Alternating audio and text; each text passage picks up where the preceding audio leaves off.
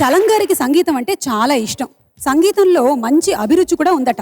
ఆయన నిర్మించిన చిత్రాలకు సంబంధించిన పాటల విషయంలో ఆయన జోక్యం ఉండేదట. అవి పుల్లెమ్మ బుల్లోడు పాటల సిట్టింగ్ జరుగుతున్న రోజులు. ఆ చిత్ర దర్శకులు నాగాంజనేయులు గారు గీత రచయిత రాజశ్రీ గారికి ఒక పాట సందర్భం చెప్పి చిటపట చినుకులు పడుతూ ఉంటే లాంటి పాటకు మించినటువంటి పాటను రాయమన్నారట. రాజశ్రీ గారు చాలా పల్లవుల్నిచ్చినా దర్శకులకి నచ్చలేదట. అప్పుడు చలంగారు జోక్యం చేసుకుని కాస్త రిలాక్స్ అయితే మంచి థాట్స్ వస్తాయి అంటూ రాజశ్రీ గారిని చెన్నైలోని హోటల్ మద్రాస్ ఇంటర్నేషనల్ కి తీసుకువెళ్లారట. అంతలో భోరుమన్న వర్షం.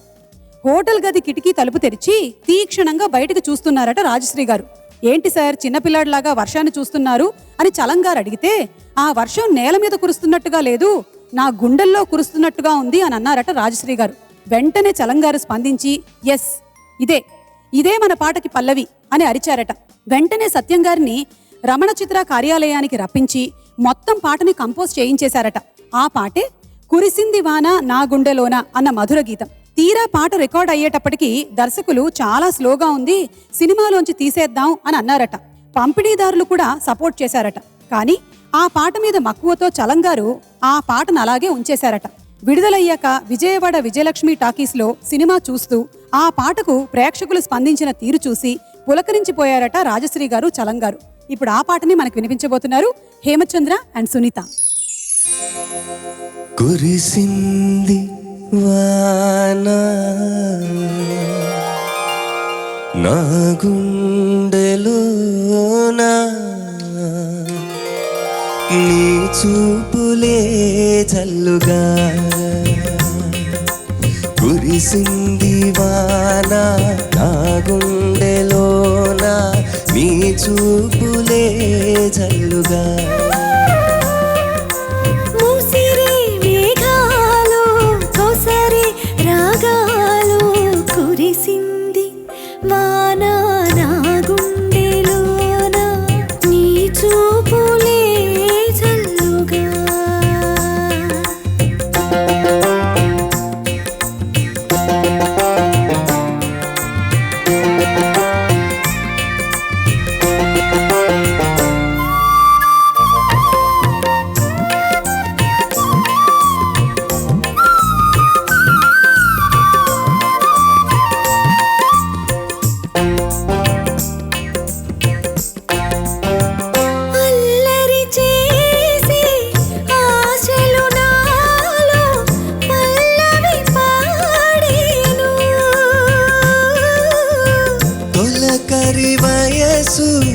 గడసరి మనసు నీ జత కోరేను,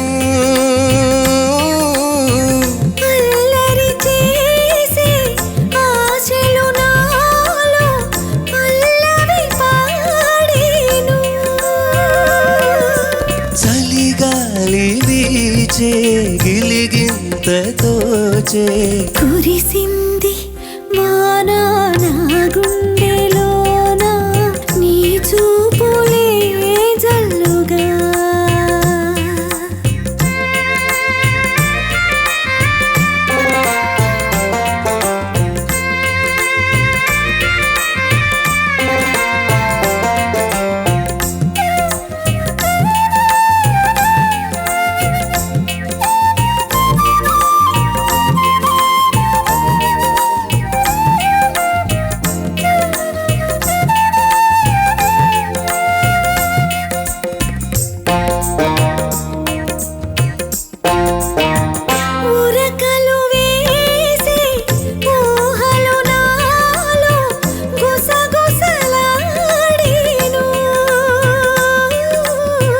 కథలను తెలిపే కాటుక కనులు కైపులు వేసేను,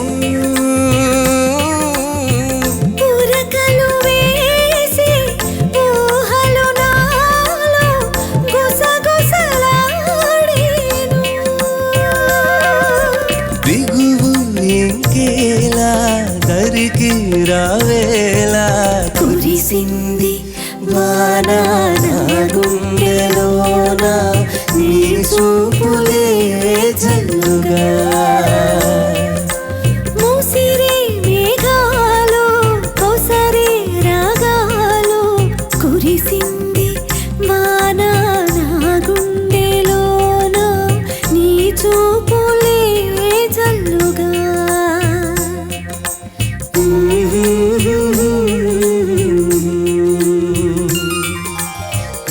Mm-hmm.